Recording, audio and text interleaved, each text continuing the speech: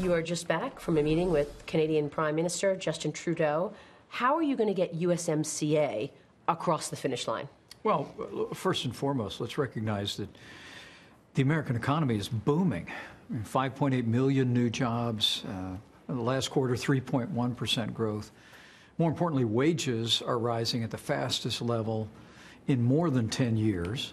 And we've seen 500,000 manufacturing jobs created. And the president's done all that because he drove for tax cuts. He's been rolling back federal red tape. We've been unleashing American energy.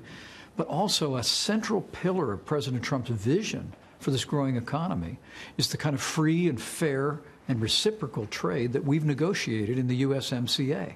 And I think the American people see that, and they see that the president drove a hard bargain. We put American agriculture first, American workers first, and we're just taking that message, not just to Capitol Hill, but I've literally been traveling all across the country, carrying that message to farms, to factories, and we have every confidence that as the American people let their voice be heard, that the USMCA will be approved by the Congress of the United States. But we're just determined to carry the message of what this will mean for jobs, for growth, for opportunity, and we think it's absolutely essential. Just like they're doing here in Canada, that the Congress move on approving the USMCA and approving the USMCA this summer. You want this approved by this summer, but Speaker Pelosi has said she's not even sure that she's going to bring it down to the floor for a vote. So how do you convince her to actually bring it down for a vote, assuming that it does pass once it gets down on the floor? Well, we've been in regular consultations with the Democratic leadership in the House, the Republican leadership in the Senate. We've been talking to the rank and file as well, and what the USMCA is going to mean in their districts. You know, I was up in Minnesota, in Colin Peterson's district. I was on a farm and talked about the impact this will have for agriculture in Minnesota. I've traveled to southern part of Virginia down to Norfolk and talked about what this is going to mean for growth and jobs in that area. You know, I think the American people know that trade means jobs, but when it comes to NAFTA, we saw lots of jobs head south of the border since the 1990s when that was signed into law. The president took this issue before the American people, like many of his predecessors had. You know, it really is interesting. As I talked to some leaders here in Canada, they noted that many people who'd been elected president in the past have been critical of NAFTA. But it was only President Donald Trump that stepped up, rolled his sleeves up, and renegotiated our trading relationship with Canada and Mexico. And we believe as we carry that message forward to the rank and file Democrats, we carry it forward to the American people, that the Democratic leadership in the Congress, and we know we have strong support of Republican leadership in the Senate, will move this bill to the floor. And if it's put on the floor of the Congress, we know the USMCA will pass. Well, it was important that the president lifted the tariffs on Canada and Mexico, yes, on steel and aluminum. But it was also important that the president imposed those tariffs. Look, our steel and aluminum industries are absolutely essential to our national security. And the president took decisive action more than a year ago.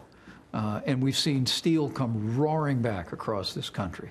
And the president was able to negotiate an arrangement to get Canada and Mexico to take off of their retaliatory tariffs, principally impacting agriculture, while still reaching an agreement with us about the volume of steel and aluminum that'll come into the United States. So we're going to still be standing by those steel and aluminum jobs.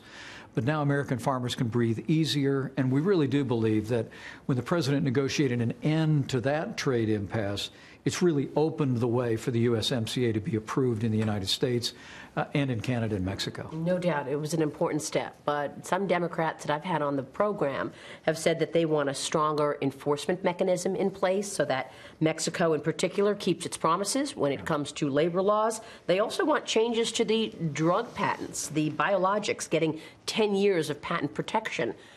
They say that's going to keep generics out and impact pricing of pharmaceuticals. Have any of those things been addressed? Have you made changes to the treaty as a result of these demands? Well, let me say the discussions are all underway with leaders on Capitol Hill about what's called the implementing legislation. And we're in negotiations with Democrats in the House of Representatives to bring about some of the changes in the way that the USMCA will actually be unpacked for the American people and the economy, and those are ongoing. But when it comes to drug prices, I'll tell you, you never met anybody more determined to lower drug prices for the American people than President Donald Trump. And we're so proud of the reforms the president has already advanced. We know it's going to result in a lowering of drug prices over the counter to the American people.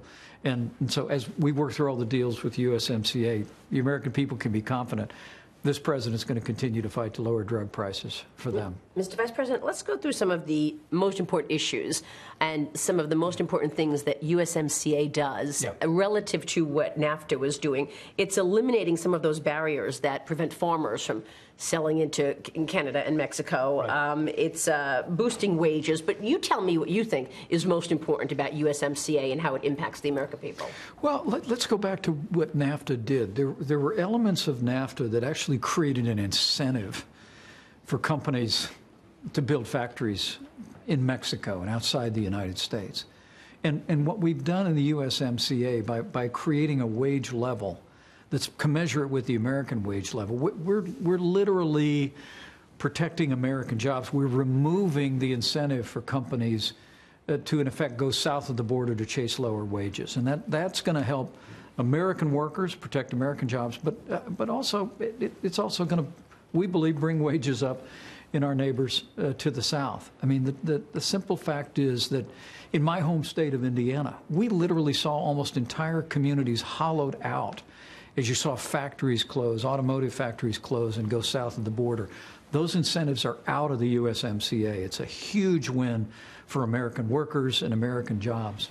So what is the timing on this? When will the president officially submit USMCA to the Congress? And then they've got 60 days to vote on it. You want this done by this summer. When do you expect the president to push this through officially? We're in those discussions as we speak.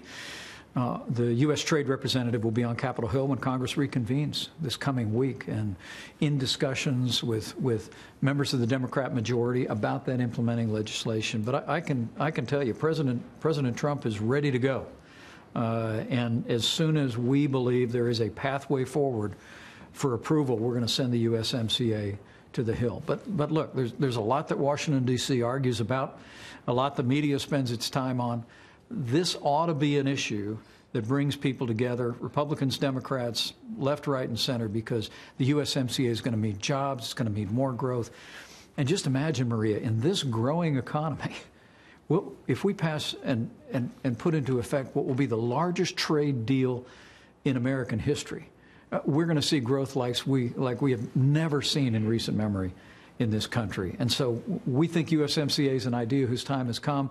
And as soon as we see a pathway, I know the president's going to send the USMCA to the Hill. And if Speaker Pelosi puts it on the floor, we know it'll pass. So in the next couple of weeks?